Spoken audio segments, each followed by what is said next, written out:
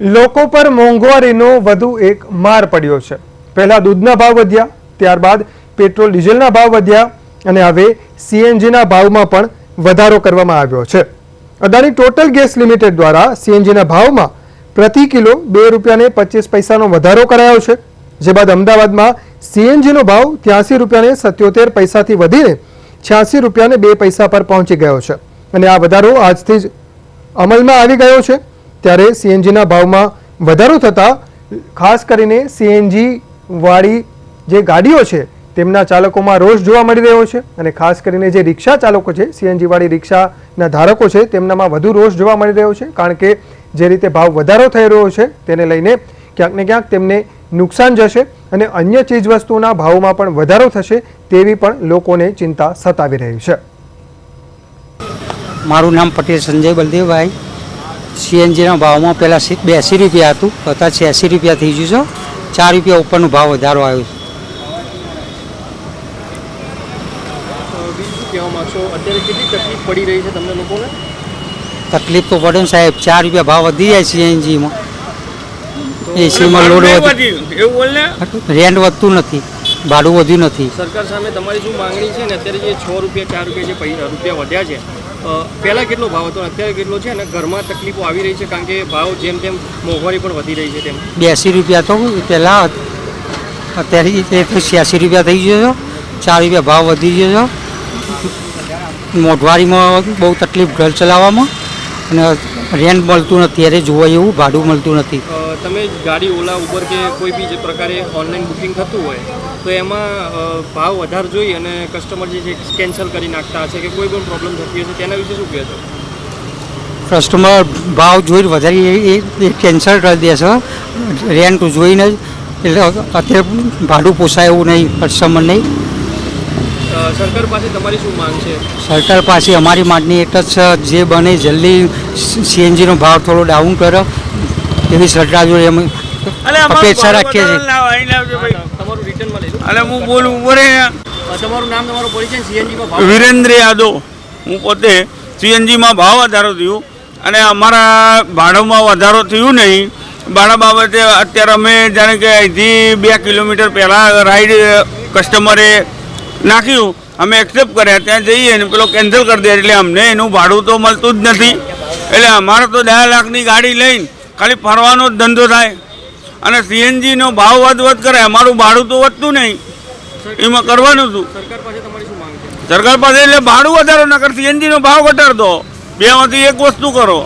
સીએનજીનો ભાવ વધે, અમારું ભાડું વધે નહીં, એટલે અમારા આખા 24 કલાક મજૂરી કરીને સરકારને પૈસા આપી દેવાના। બીજું શું કહેવા માંગશો લોકો? બીજું એ જ કહેવા માગું છું, અમારું ભાડું વધારવા જોઈએ એના કે પછી સીએનજીનો ભાવ ઘટાડો કરો। બીજું મારું નામ જય રાઠોડ છે। હું અહીંયા ન્યૂ રાણી વિસ્તારમાં જ રહું છું। અત્યારે સીએનજીનો ભાવ વધ્યા કારણે આપણને બહુ બધી તકલીફો પડે છે। આમ જનતા અત્યારે ગાડી લઈને ફરી ના શકે, બરાબર છે, એમને 2 વ્હીલર લઈને ફરવું પડે।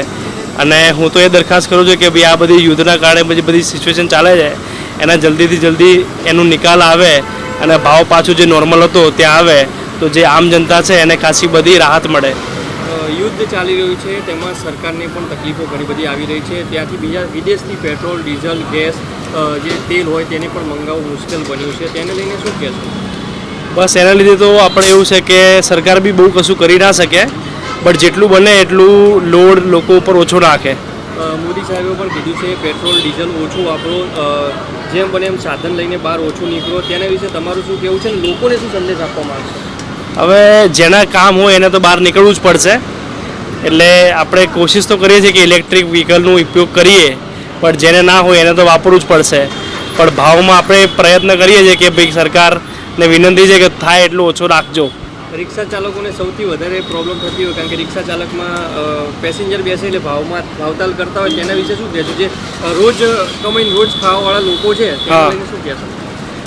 હવે રિક્ષા ચાલકો બી અત્યારે ભાવ વધારે લે છે, એમની બી મજબૂરી છે, તો લોકોને બી સમજવું જોઈએ કે એ લોકો જે ભાવ થોડો વધારે લે છે તો એમની મજબૂરી છે, તો એમની જોડે ખોટી આર્ગ્યુમેન્ટ ના કરો અને જે વ્યવસ્થિત ફેર હોય એ પે કરો। તમે પણ અહીંયા સીએનજી પુરાવા આવ્યા છો, અહીંયા લાઈન એટલી બધી છે કે તમે જોઈ જોઈ શકો છો, શું કહેશો તેને લઈને? અત્યારે લોકોમાં અફવાઓ પણ ફેલાતી હોય છે કે સીએનજી પતી જવાનું છે, પેટ્રોલ પતી હા, એ જવાનું છે. લોકોમાં એ બીક તો છે જ હાલમાં કે ડીઝલ પતી જશે, પેટ્રોલ પતી જશે, સીએનજી પતી જશે. એ કારણે લોકોમાં ભય છે, બટ એવું મારા હિસાબથી નહીં થાય. સરકાર એ બધી વસ્તુની ખાતરી રાખશે કે સ્ટોક પ્રોપરલી આવતો રહે. ભાવ થોડો વધશે એટલે લોકોને જરૂરિયાત હોય તો જ બહાર નીકળશે ગાડી લઈને, નહીં તો ઇલેક્ટ્રિક વ્હીકલ અને ટુ વ્હીલર ઉપર વધારે ફરશે લોકો, એવું છે. में तेल का भाव सिलेंडर का भाव बहुत बढ़ रहा है साहब. गरीब आदमी है, इसका बच्चे बच्चे पालेंगे, आपको मजदूरी नहीं है, क्या क्या करते हैं, मजदूरी बहुत है. सीएनजी का भाव, सीएनजी का भाव भी बढ़ रहा है, तेल का भाव भी बढ़ रहा है, दोनों भाव बढ़ रहा है. आज सीएनजी के भाव 2 रुपये और 75 पैसे. 2 रुपया 75 पैसे है. तो क्या कहना जो चाहोगे? कम भाव होनी चाहिए. पब्लिक बहुत हैरान हो चुकी है बस साहब. सरकार से क्या मांगे? सरकार से मांग करो, थोड़ा कम कराओ बस. और रोज कमा के रोज खाने वाले रोज कमाई करता हूँ, कड़िया काम करता हूँ साहब. मैं कड़िया काम करता हूँ. और बच्चे में छोटा देख लो, छोटे बच्चे हैं क्या, इसको बच्चे को मजदूरी करके पेट भरता हूँ मैं. थोड़ी मोदी सरकार को हाथ जोड़ के बोलता हूँ मैं, थोड़ा कम होनी चाहिए, महंगाई बहुत कम होनी चाहिए बस. और क्या मांगे हैं? क्योंकि तेल सीएनजी और सीएनजी आज नौकरी नहीं है पब्लिक के. 16 पटेटे बच्चे हैं, बच्चे को नौकरी नहीं मिलती है, क्या पेट कैसे भरेंगे? आप सोने का भाव देखो, चांदी का भाव देखो, कि सब घी का भाव देखो, सब बात का भाव देखो. रिक्शा चालक जो है, रिक्शा जिनके पास है वो भी दिक्कतें आ रही है उनको. वो पैसे बहुत ले रहे हैं, महंगाई बहुत है साहब, क्या करते हैं.